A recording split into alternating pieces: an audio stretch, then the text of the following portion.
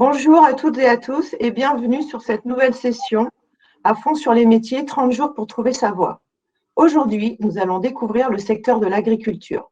En effet, l'agriculture en Nouvelle-Aquitaine offre une grande diversité de métiers grâce aux 12 départements qui la composent et à leurs spécificités en termes de culture. Quelles sont ces différentes activités? Quels sont ces métiers? Quelles sont les différentes formations et niveaux de formation qui permettent d'y accéder? Et enfin, quelles sont les perspectives de ce secteur en termes d'emploi? Pour répondre à toutes ces questions, nous allons accueillir Valérie Lafargue, directrice ANEFA Dordogne, Charlotte Clavé-Campion, responsable d'ANEFA des Landes, Khadija Zegloul, directrice adjointe ANEFA Poitou-Maritime, Blandine Friderisac, responsable ANEFA Pyrénées-Atlantiques, et Anne-Hélène Peuch, directrice de l'ANEFA Limousin. Tout au long de cette présentation, vous allez pouvoir poser vos questions via le chat qui se trouve à droite de votre écran. Donc, n'hésitez pas, nos invités sont là pour y répondre. Pour commencer, nous allons regarder une vidéo de présentation sur l'agriculture, puis Anne-Hélène Peuch nous apportera des précisions sur les différentes activités et filières que représente l'agriculture dans notre région. Allez hop, c'est parti, on peut lancer la vidéo. Un agriculteur? Alors... il travaille seul. Sa vie, c'est dur. Très peu de relations. Il passe tout son temps avec ses bêtes. Il est loin de tout. Dans son temps libre, qu'est-ce qu'il peut faire? Regarder la télé? Il peut pas être chétif parce qu'il pourrait pas...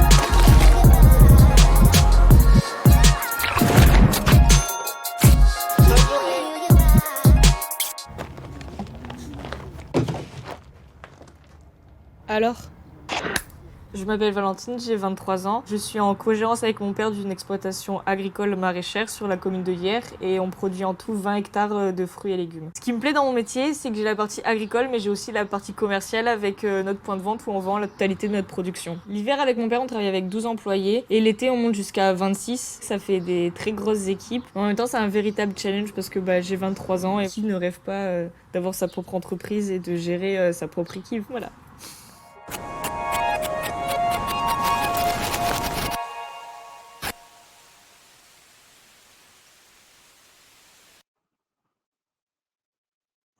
Voilà, je vais laisser maintenant la parole à Anne-Hélène Peuch qui va nous expliquer un peu quels sont tous ces métiers, ces secteurs d'activité qu'on peut retrouver dans l'agriculture.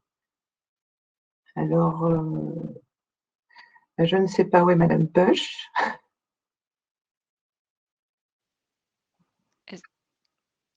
Est-ce que... on a un petit souci. Oui, elle n'a pas l'air d'être connectée. Alors, oui, on a eu un petit souci de connexion, mais je vois qu'elle revient, donc tout va bien. C'est bon? Oui, tout à fait. Vous m'entendez? Oui, très bien. Excusez-moi, donc merci Muriel pour cette présentation et bonjour à tous. Je voulais juste préciser en amont de mon intervention donc, que nous appartenons toutes au réseau ANEFA, qui est l'Association nationale pour l'emploi et la formation de l'agriculture. C'est un réseau qui est présent sur tout le territoire et qui a pour but de promouvoir les métiers de l'agriculture et de mettre en relation des employeurs et des candidats à l'emploi agricole. Voilà. Donc, pour ce qui est de l'agriculture en Nouvelle-Aquitaine, il s'agit de la première région en nombre de salariés, d'équivalents temps plein, d'établissements employeurs, de cadres, de CDI, CDD. En 2019, le secteur a recensé près de 170 000 salariés agricoles en Nouvelle-Aquitaine. Alors pour ce qui est de la production, comme vous l'avez très justement dit tout à l'heure, on est sur un territoire qui est très vaste et qui offre donc une grande diversité de productions, que ce soit des productions animales ou des productions végétales. Pour ce qui est des productions animales, on va trouver tout d'abord des bovins. Alors on va trouver la limousine, la charolaise, la blonde d'Aquitaine, et elles vont se retrouver sur différents départements. Alors les départements du Limousin, Creuse, Corrèze, Haute-Vienne, la Dordogne, on va en trouver un petit peu en Charente aussi, et puis dans les Landes. Voilà pour les bovins. Pour les équins, donc tout ce qui est lié à l'activité des chevaux, on va trouver des élevages un petit peu partout sur le territoire, hein, souvent de petits élevages, mais on en trouve un petit peu partout. On va retrouver aussi des caprins, donc les chèvres. Alors principalement dans les Deux-Sèvres, puisque c'est le premier département producteur de lait de chèvre. On en trouve aussi bien sûr dans les Pyrénées-Atlantiques, en Dordogne, et puis de façon un petit peu plus minoritaire sur les autres départements.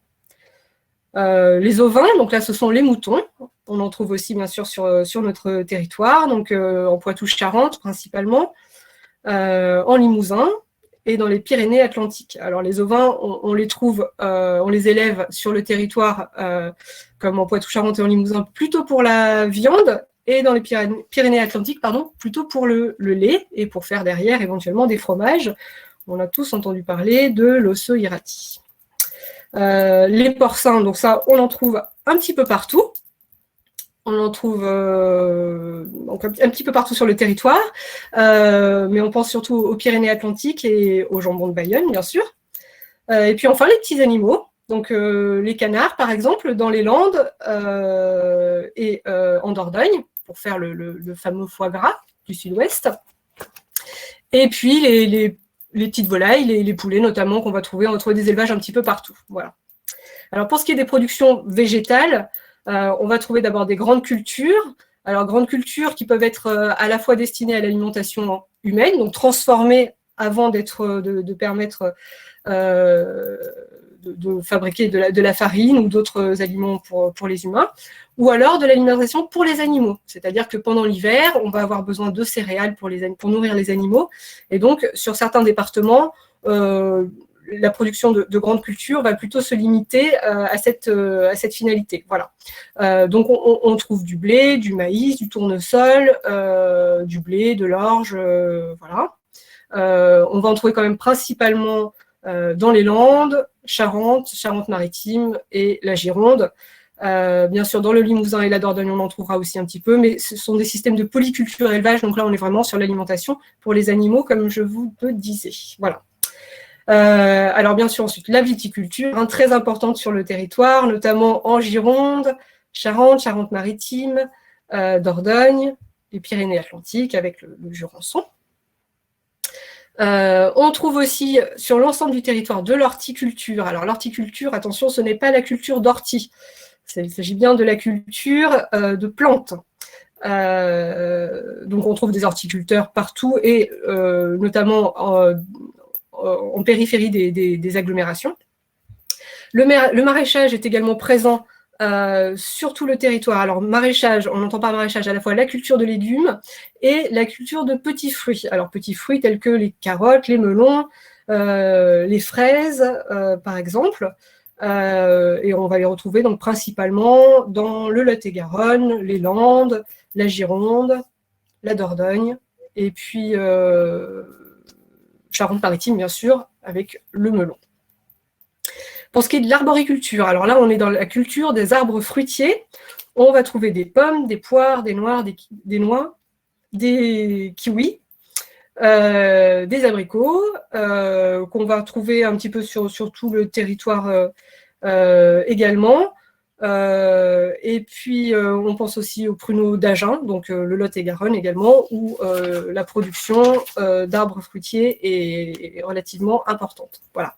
Et puis, pour terminer, on pense à la forêt. Donc, la forêt est aussi présente sur le territoire, puisque il s'agit bien de la première région forestière de France, avec une forêt très importante donc dans les Landes qui déborde un petit peu sur la Gironde, donc forêt de pins essentiellement, et puis on a un petit peu aussi de forêt sur tout ce qui est limitrophe avec l'Auvergne, donc dans le nord-est de la région. Voilà, j'en ai fini pour la présentation des productions sur le territoire. Et donc, je passe la main, je vous repasse la main, Muriel. Oui, Voilà, pour la suite. bon, très bien. Merci Anne-Hélène. Alors, pour le moment, il n'y a pas de questions, mais surtout, vous n'hésitez pas à poser vos questions. Charlotte Clavé-Campion et Valérie Lafargue, bonjour. On a vu que l'agriculture, ce n'était pas seulement les céréales et la viticulture, mais bien plus encore. Est-ce que vous pouvez nous détailler maintenant les métiers et les formations qui existent dans ce secteur? Oui, bien sûr. Donc, bonjour à tous. Alors, on a vu donc la diversité des productions qu'on pouvait avoir en Nouvelle-Aquitaine. En fait, les métiers, ça suit un peu cela. Donc, on a une très large diversité des métiers, puisqu'on en recense plus de 100 en agriculture.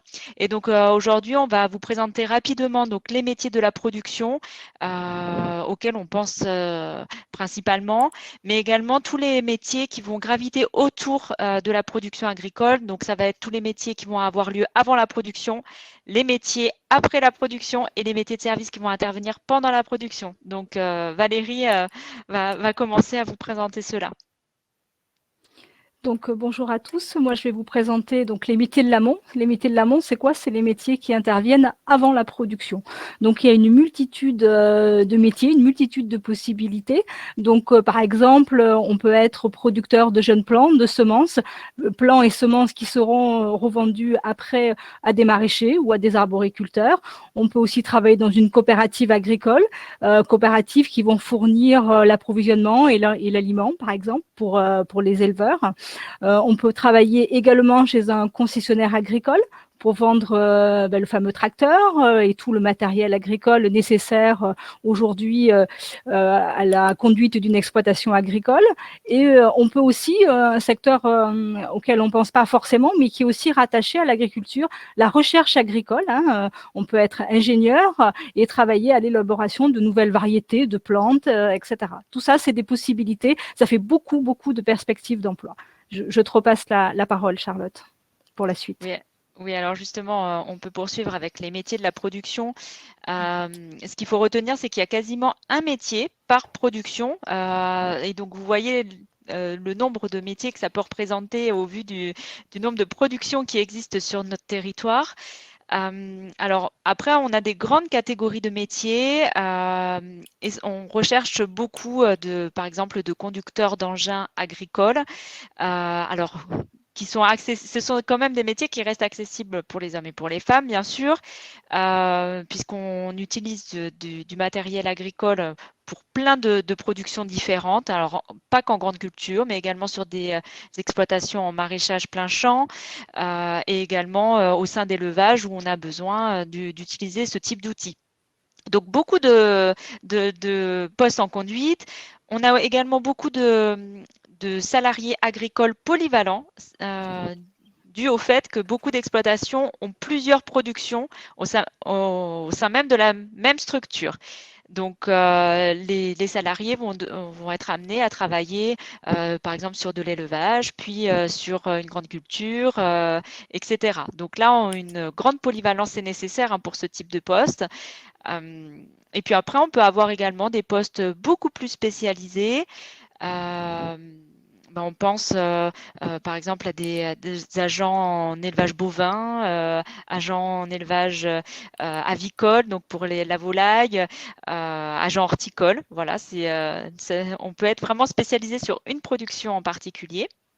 Et puis, on a aussi d'autres métiers transversaux comme les mécaniciens ou mécaniciennes agricoles, puisqu'on a aujourd'hui besoin aussi de pouvoir entretenir ce parc de matériel qui nous est cher.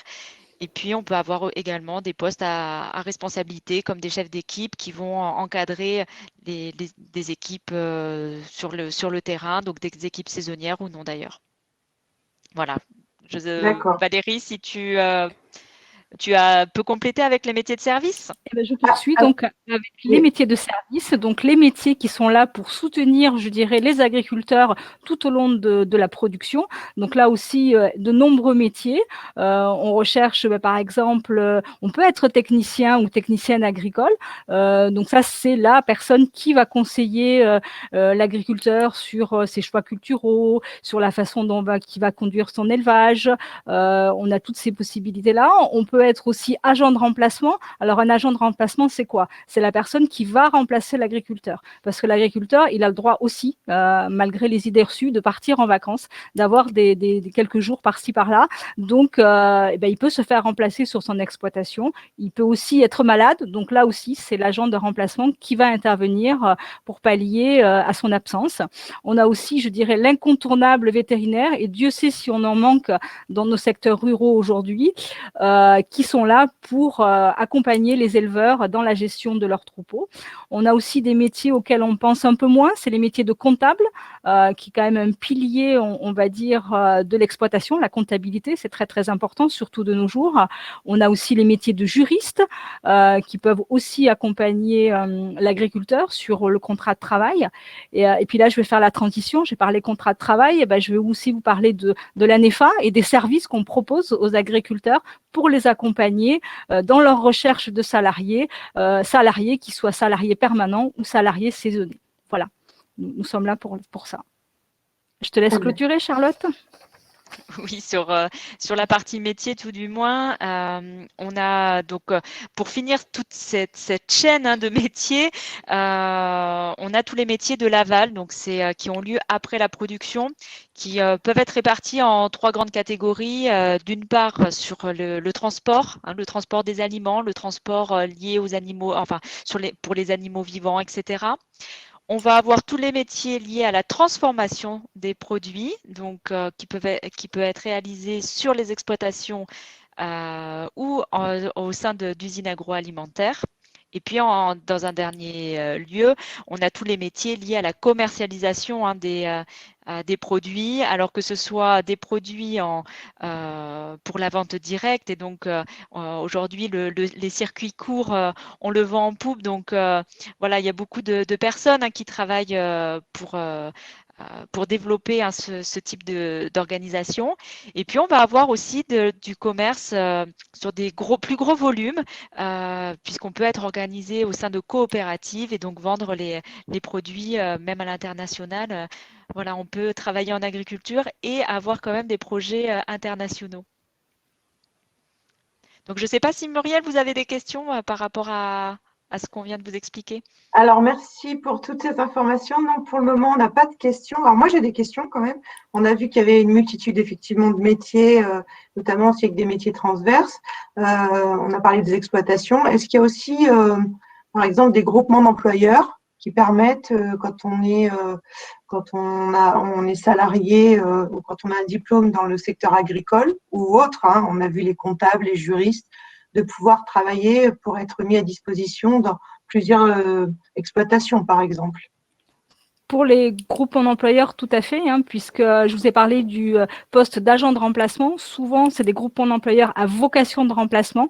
Donc, c'est plusieurs agriculteurs qui se regroupent. On peut monter jusqu'à 25, 30 agriculteurs et ils ont un agent de remplacement qui fait un petit peu le tour des exploitations et qui pallie aux besoins de chacun. Tout à fait. On a aussi des groupements d'employeurs à taille plus réduite où 2, 3 agriculteurs peuvent se partager un salarié et comme ça permet à la personne d'avoir un CDI qui est réparti sur plusieurs personnes en un seul contrat de travail.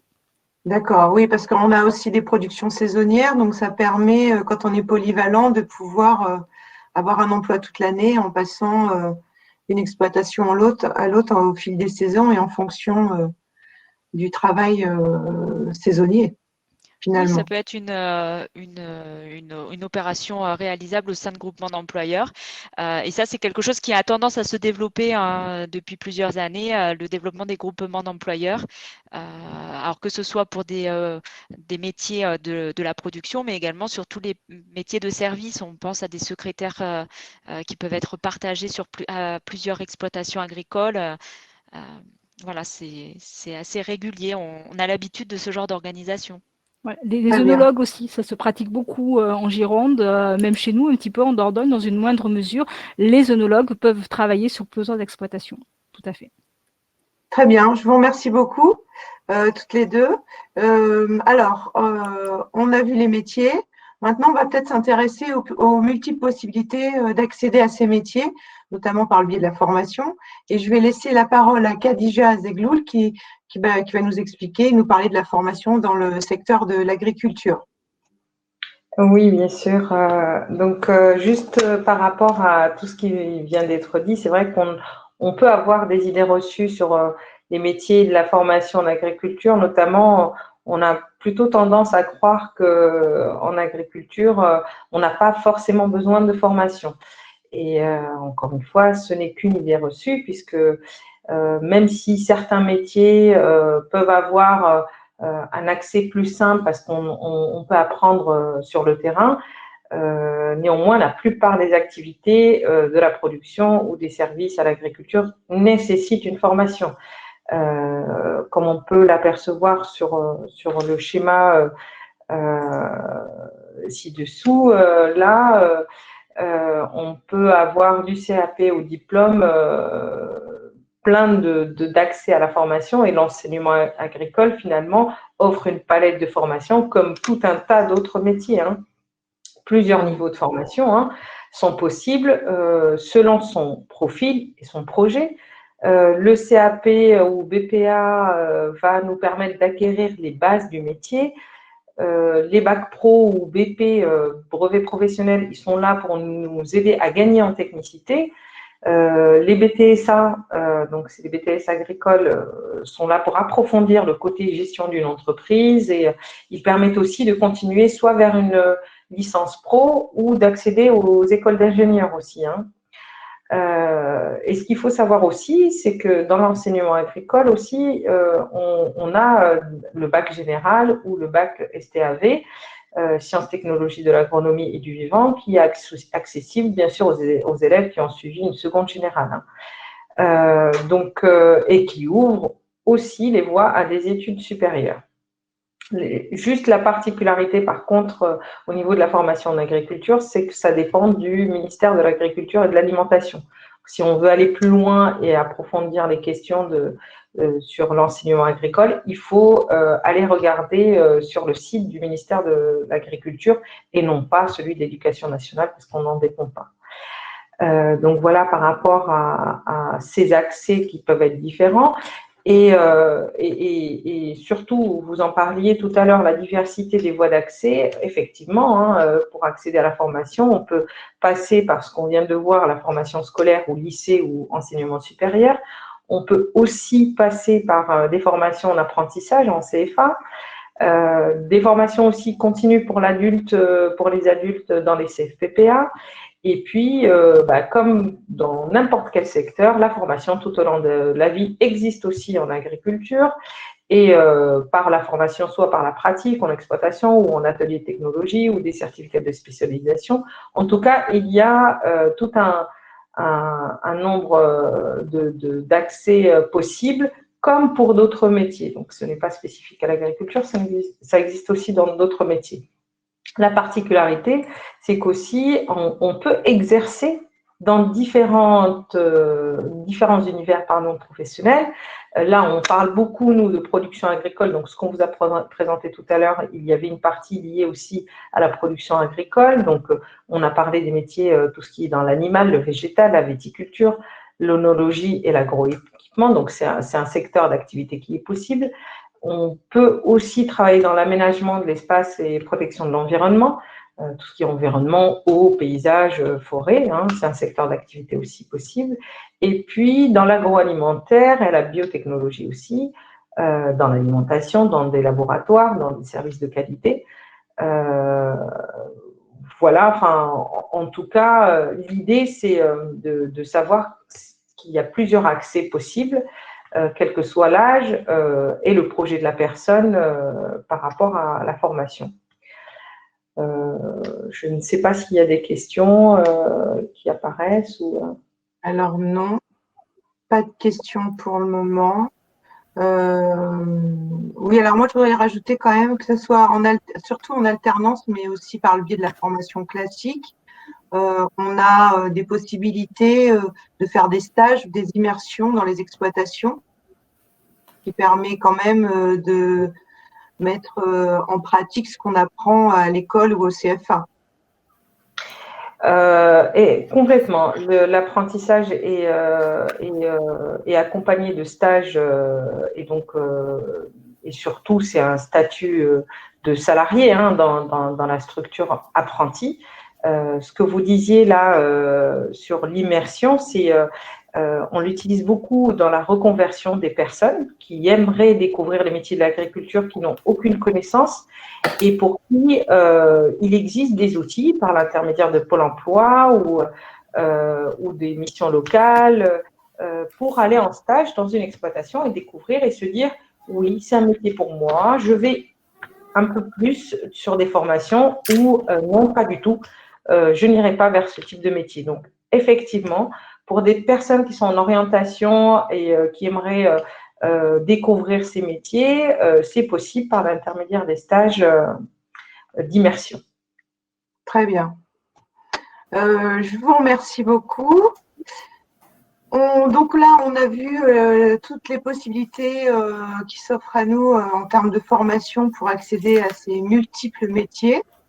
On va maintenant passer à l'étape suivante, c'est-à-dire les opportunités d'emploi. Est-ce qu'il y a des opportunités d'emploi? Est-ce qu'on recrute dans le secteur de l'agriculture? Et pour répondre à ces questions, je vais laisser maintenant la parole à Blandine Drizac, qui va nous expliquer, nous donner un peu des informations sur ce sujet. Tout à fait. Oui, bonjour, merci. Donc effectivement, l'agriculture regroupe de nombreuses opportunités d'emploi. C'est un secteur avec des métiers ouverts à tous. Comme le disait Charlotte précédemment, aussi bien aux hommes qu'aux femmes, aux jeunes qu'aux moins jeunes. Et on a de plus en plus de femmes qui se tournent vers les métiers agricoles pour différentes raisons. Les mentalités évoluent. Mais aussi, il y a des travaux qui sont moins pénibles qu'auparavant et du coup, qui sont ouverts au plus grand nombre, notamment la conduite d'engins agricoles, où les tracteurs sont beaucoup plus maniables, donc c'est plus facile. Les travaux sont très variés. On a vu la diversité des productions, la richesse des productions. Aussi, tout au long de l'année, les travaux se font en fonction des saisons.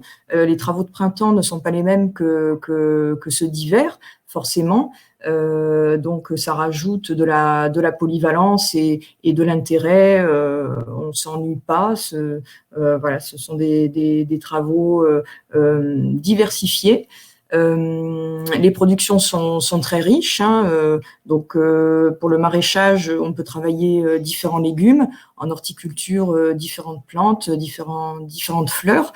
Voilà, c'est vrai que c'est un secteur passionnant quand on aime la nature et valorisant aussi le fait de voir pousser ces plantations, c'est intéressant.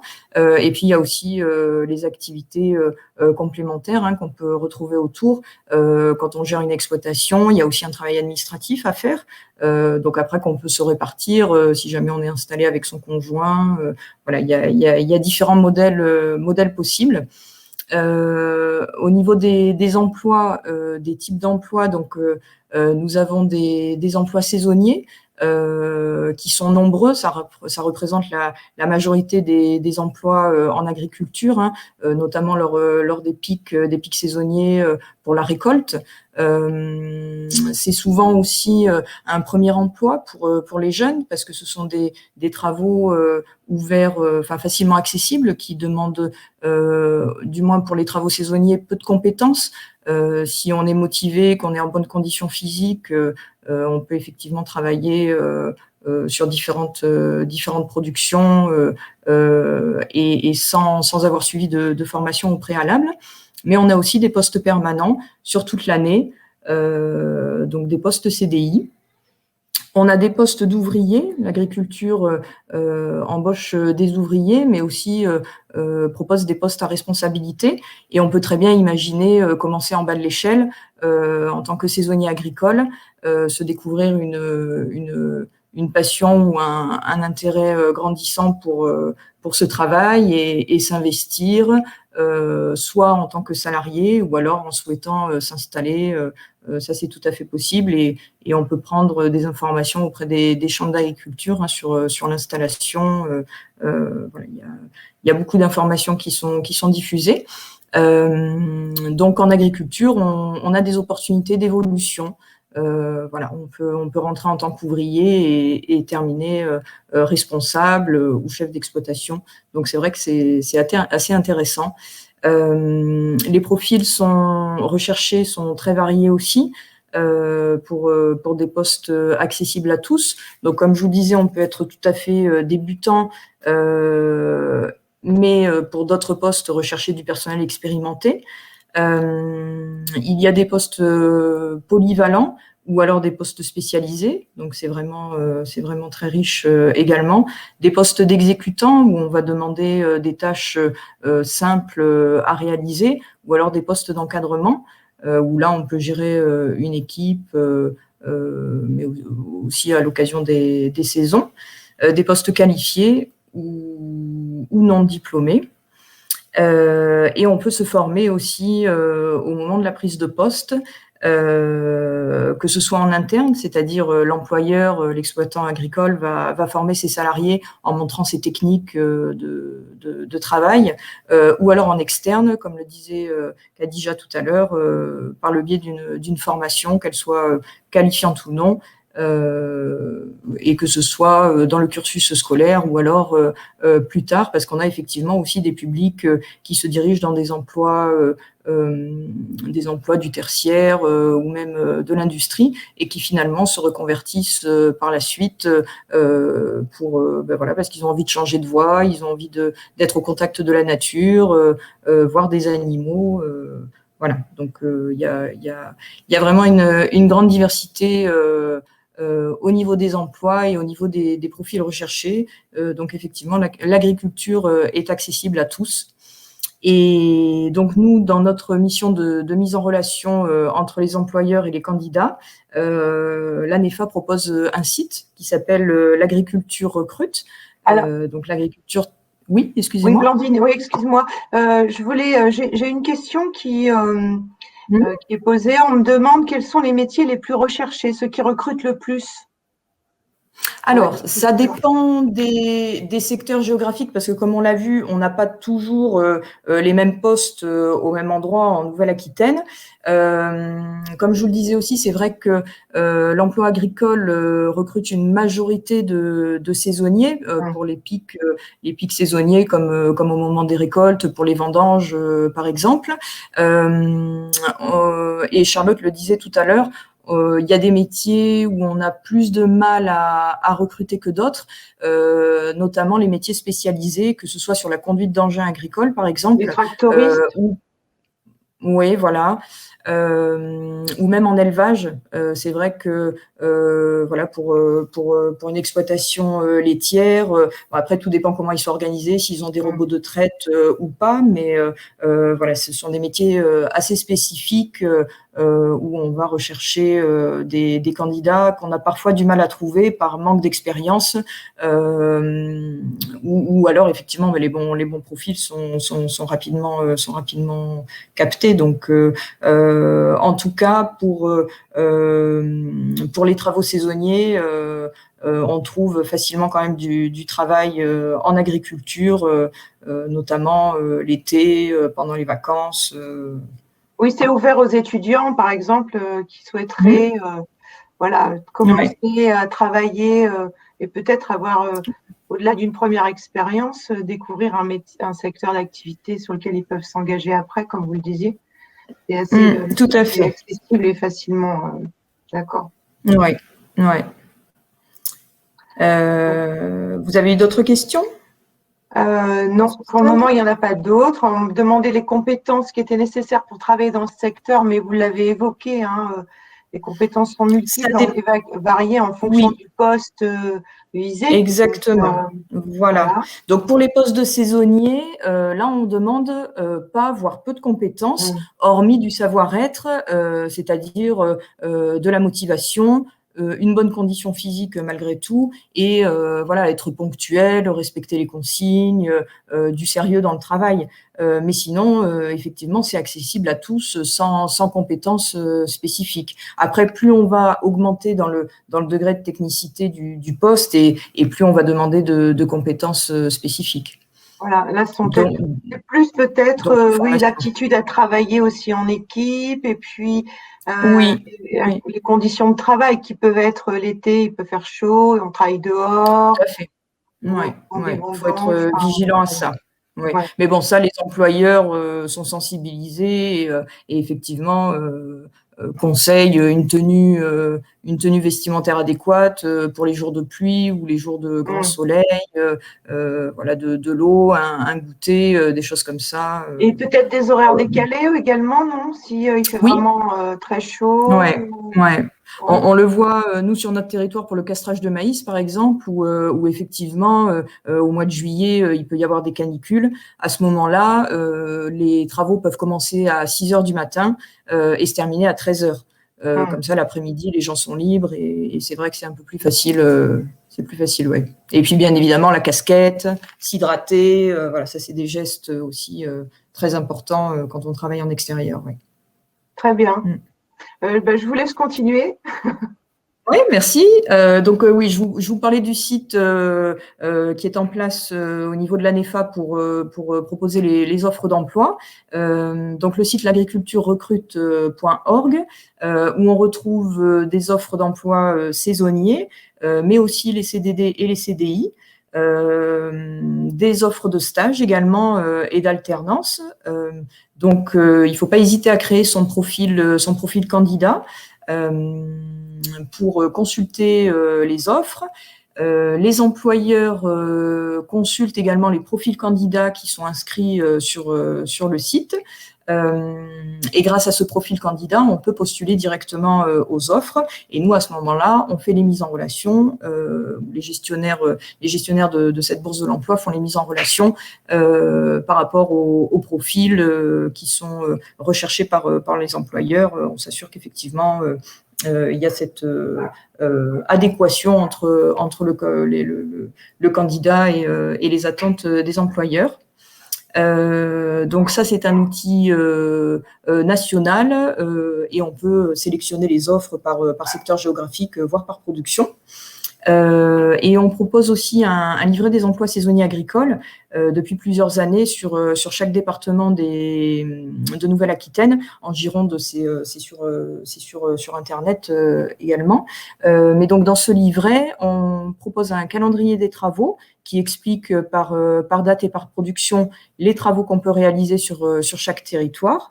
Et on liste dedans les offres d'emploi saisonniers et avec les coordonnées des employeurs pour que les candidats puissent postuler directement. Et donc, ce livret est distribué gratuitement, que ce soit au format papier ou en PDF. Donc, on l'envoie par mail. Il suffit simplement de nous en faire la demande en s'adressant à l'ANEFA du département voulu. Très bien. Voilà. J'ai encore une question. On me demande s'il y a des formations en conduite d'engins agricoles et quels sont les organismes de formation qui forment à ce diplôme. Alors, on a le CFPPA, qui est le centre de formation pour adultes phare au niveau de l'agriculture, qui propose des formations de conduite d'engins agricoles. Donc, le plus simple à ce moment-là, c'est de contacter l'ANEFA du département de la personne. Et nous, on se charge de mettre en lien, de fournir les coordonnées. Alors parfois on met des informations aussi sur nos réseaux, que ce soit Facebook ou autre, pour donner les dates de formation de conduite d'engin. Et il y a aussi au niveau du privé les maisons familiales et rurales qui proposent des formations. Donc voilà, il faut, en fonction de l'offre qui est proposée, choisir la plus adéquate par rapport à son projet, mais on est là pour aider les candidats dans ces choix-là. Très bien. Et puis, on peut aussi appeler, j'en profite pour rappeler le numéro, le 0800 940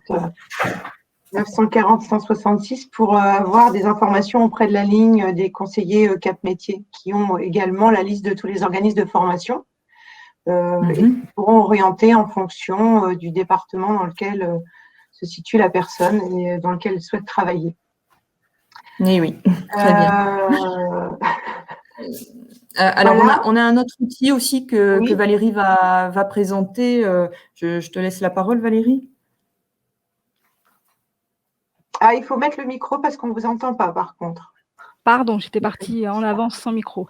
Donc, pour compléter les propos de Blandine, et suite, donc, elle voulait expliquer, les livrets saisonniers existent sur la Nouvelle-Aquitaine. Nous avons créé, en plus de cela, la première application de l'emploi saisonnier en région Nouvelle-Aquitaine. Job auprès. Alors, comment ça marche, Job auprès? C'est très simple. Il suffit de télécharger sur vos smartphones préférés via les Google Store, via Play Store et Apple Store. L'application, c'est gratuit. On s'inscrit, on sélectionne ses critères de recherche. Ça peut être un secteur géographique, une production, des dates de disponibilité. On consulte la liste des offres qui est sur toute la Nouvelle-Aquitaine, sur tous les départements. Et on peut contacter directement les employeurs. Voilà. Et ça, les offres d'emploi sont mises à jour régulièrement. Et sur chaque département, il y a aussi toute une série d'informations qui concernent soit les saisons agricoles, soit les formations ou soit les actualités du moment. Voilà. En un mot, pour finir, vous recherchez un emploi saisonnier, c'est simple, téléchargez Job auprès. Très bien, c'est très simple et surtout c'est très clair. Merci beaucoup pour cette nouvelle information. Alors, peut-être que je vais repasser la parole à Charlotte Clavé-Campion pour clôturer cette présentation. Oui, alors c'était juste un petit mot avant de laisser peut-être les échanges. Voilà, en gros, ce qu'il faut retenir de ce qu'on a essayé de vous présenter cet après-midi, c'est qu'on a une grande diversité des métiers. L'agriculture, c'est finalement très vaste. Ce sont des métiers à côté de chez vous qui peuvent être très diversifiés, donc très valorisants également. On a des métiers qui sont quand même de moins en moins pénibles et donc accessibles au plus grand nombre, notamment dû à la mécanisation qui a fait son essor depuis plusieurs années. On utilise beaucoup de nouvelles technologies, on en a assez peu parlé, mais voilà, on est vraiment un secteur très branché sur les high-tech. Et donc, on utilise, on a parlé des robots de traite, mais on utilise aussi, par exemple, des technologies comme les drones. Voilà, on est très friand de ce genre de choses. Donc, voilà, les métiers ont beaucoup évolué et vont continuer à évoluer. Donc, voilà, si vous voulez faire partie de cette belle aventure, voilà, je pense qu'il y a de la place pour beaucoup d'entre vous. Donc, et pour conclure, on voulait vous présenter juste un petit film où il y aura nos coordonnées qui va retracer peut-être un peu tout ça. Très bien. Alors, on va regarder cette petite vidéo. Merci. À tout de suite. À tout de suite.